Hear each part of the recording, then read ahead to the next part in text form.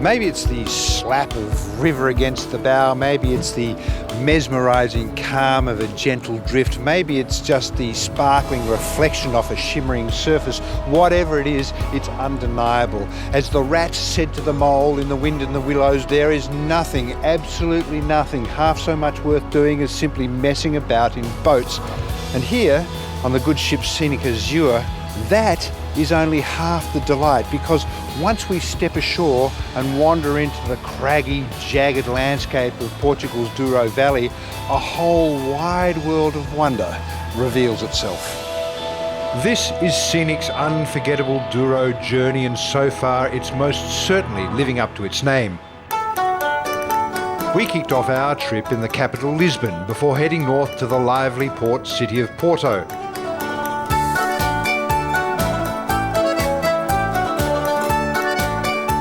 After exploring the sights and delights of Porto, we boarded Scenic Azure to explore the magic of the Douro.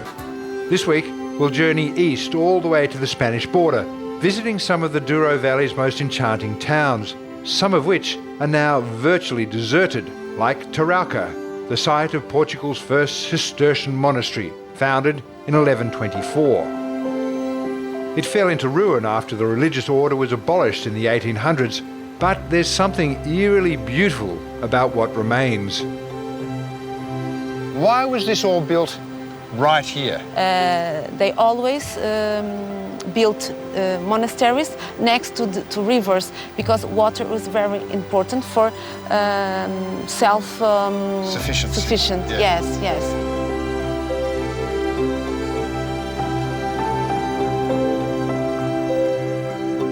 Only the chapel remains intact amongst the ghostly ruins. Not only is it still standing, it's jaw-droppingly magnificent.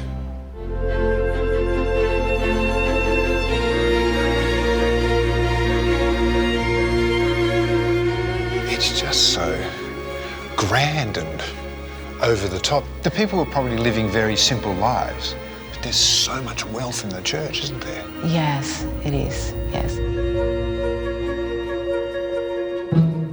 A few k's away is Ucânia Bridge, once the access point for the region. It was Portugal's first toll bridge and is now regarded as one of the most beautiful medieval bridges in Europe. Very imposing bridge.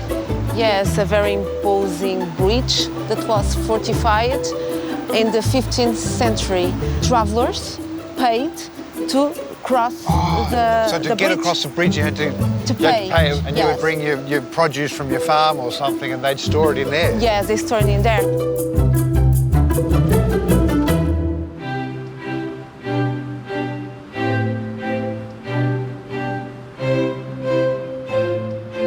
With Scenic, there's always choice: kick back on the ship and relax, or get out and explore, either at your leisure or on a guided tour. With Scenic Free Choice, you can choose your own included adventure. I've opted to head north, to a place I've long imagined, but until now haven't had the chance to see for myself. I defy anyone entering this palace not to be reminded of the bottle with this image on its label, Mateus Rosé, the distinctly shaped bottle which would perfectly complement the flash dinner in a flash pasta restaurant. The bottle which you'd take home not only to remind you of the memorable moment, but into which you'd stick a candle before dimming the lights. When was the palace built? Well, the palace was built in the first half of 18th century by one member of the families. And they were obviously a very wealthy family. Yes, the family was always connected to the production of the wine. And for example, even nowadays, the port wine is still produced in the house, in the winery. So the famous Mateus Rosé was grown in this area? Well, the grapes, yes. Yeah, fantastic. But nowadays, the wine, it's not produced in here. Right.